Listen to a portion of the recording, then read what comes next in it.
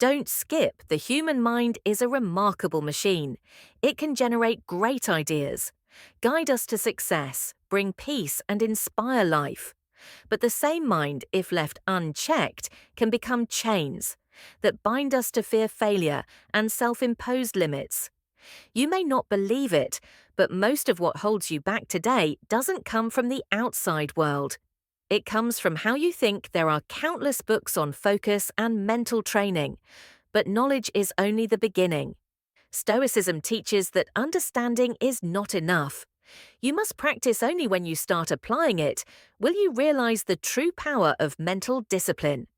Everything becomes clear. The path to success doesn't lie in luck, but in the ability to control your mind and direct your thoughts. The good news is that the brain can be reprogrammed.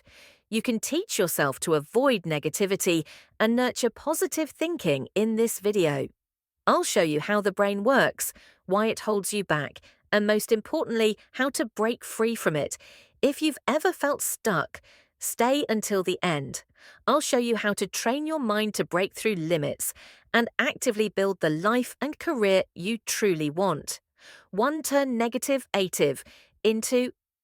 negative into positive. Positive. There are times when negative thoughts pull you down like gravity. They don't just drain your energy, but also distort how you see life, filling it with limits and fear. But what you need to understand is this negative thinking is not who you are. It's just a habit, and any habit can be replaced. However, change doesn't happen naturally. It requires patience, awareness, and self-discipline. It's a process of training the mind, recognizing negative thoughts, refusing to let them control you, and transforming them into something that gives you strength. Negative thinking often shows up in tough situations. A failed meeting, harsh criticism, or a missed opportunity. The first reaction is usually disappointment or anger. But if you can pause and ask yourself what good can come from this, you're actively shifting your mindset. That's the moment you take back control instead of letting circumstances define you. You define the circumstances. Marcus Aurelius once said, "The impediment to action advances. Action, what stands in the way, becomes the way. Obstacles aren't. What stops you from moving forward, they are the way forward." This is not just a philosophy, it's a way of living when you face obstacles. Instead of reacting negatively, see them as essential parts of your growth. A failed meeting can push you to re-examine how you communicate. Harsh criticism can be a chance to learn humility and improve. A missed opportunity might be a sign that you weren't truly ready and needing to sharpen your skills. When you focus your energy on finding the good in the negative, you'll be surprised to see that there's always a silver lining behind every dark cloud. Not everyone sees it, but those who look for it will always find it. More importantly, the ability to see the positive not only helps you face life better, but also gradually builds confidence and calm within you. You become someone others sense as steady and clear-headed, even in the toughest moments. Imagine next time someone deliberately provokes you. Instead of reacting impulsively, you just smile, stay silent, and think, why does this person need a reaction from me? What insecurity are they showing? And what is my silence reflecting back to them? This is no longer a defensive habit. It's the art of mastering your mind, preserving dignity, and turning challenges into opportunities to strengthen your inner self over time.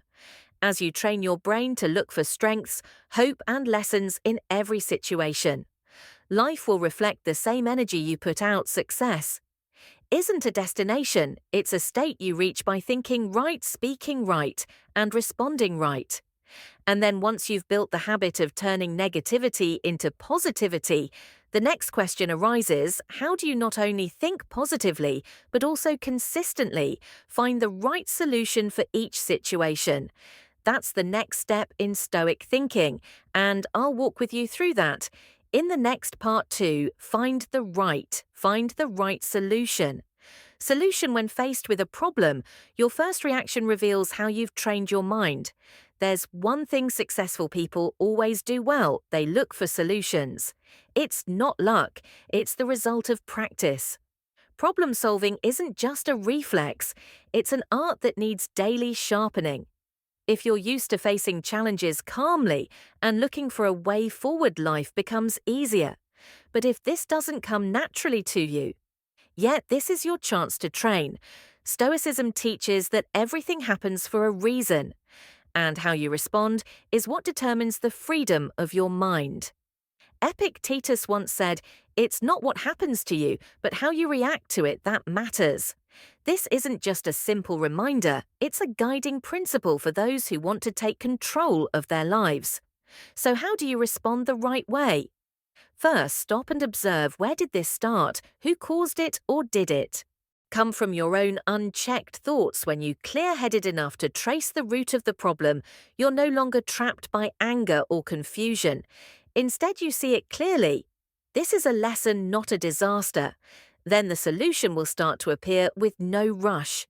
There's a habit all greatly leaders apply. If you come to me with a complaint or a problem, make sure you also bring a proposed solution. At first, this might sound harsh, but in reality, it trains people to think proactively. When your brain is used to searching for solutions, instead of complaining, you build a strong belief that there's no problem that can't be solved. God placed humans in this life not to surrender to difficulty eaties, but to learn how to overcome them with calm and wisdom. In every challenge, God sends a lesson, and an opportunity. Prayer is part of it. But taking clear-headed action is the other part. Chris Gardner wasn't born into luxury. His childhood was filled with domestic violence and poverty, as an adult life didn't get easier. Gardner was once homeless, living with his young son in public restrooms at the San Francisco subway station.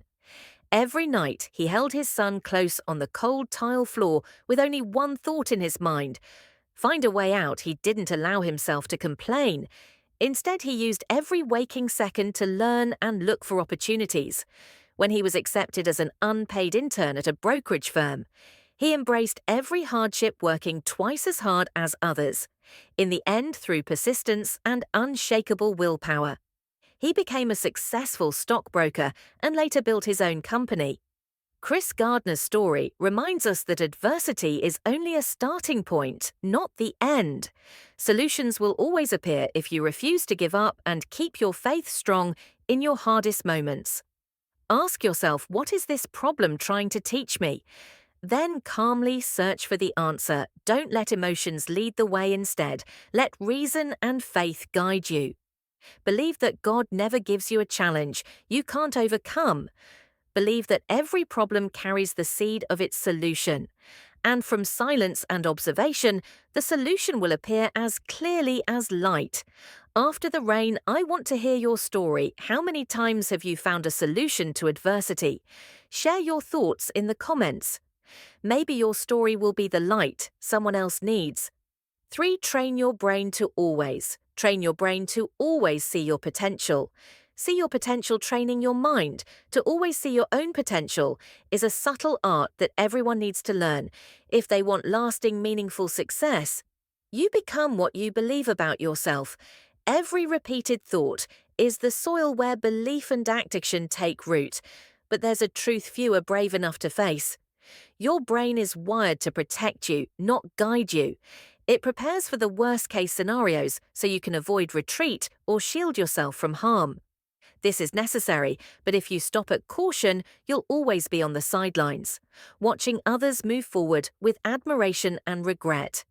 Have you ever asked yourself, why did I start in moments of doubt, when your mind is crowded with skepticism and negative thoughts? Eat away at your determination. Stop and reflect. Remember the moment the idea first came to you, when your heart lit up with a big vision. At that moment, you weren't thinking about risks or failure. You just knew you wanted to do it and believed you could. That belief was pure and powerful. It didn't come from certainty, but from inner drive. What you need isn't external guarantees, but unwavering loyalty to that original belief.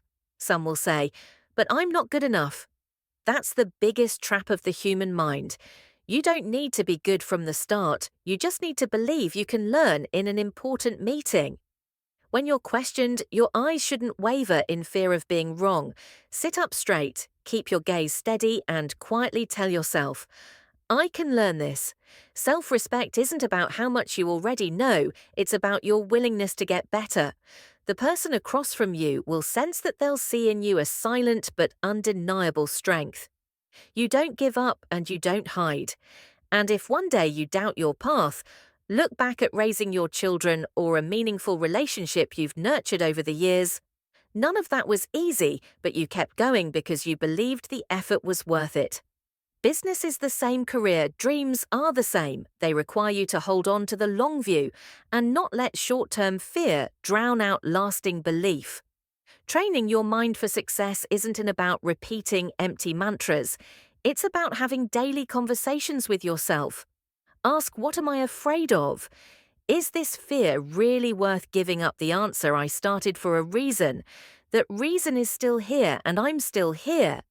That answer is the steel frame that keeps your mind from cracking when you learn to nurture belief in your own potential. You don't just change how you think, you change how others see you. They will trust you when they see you trust yourself. If you're ready, I can help you.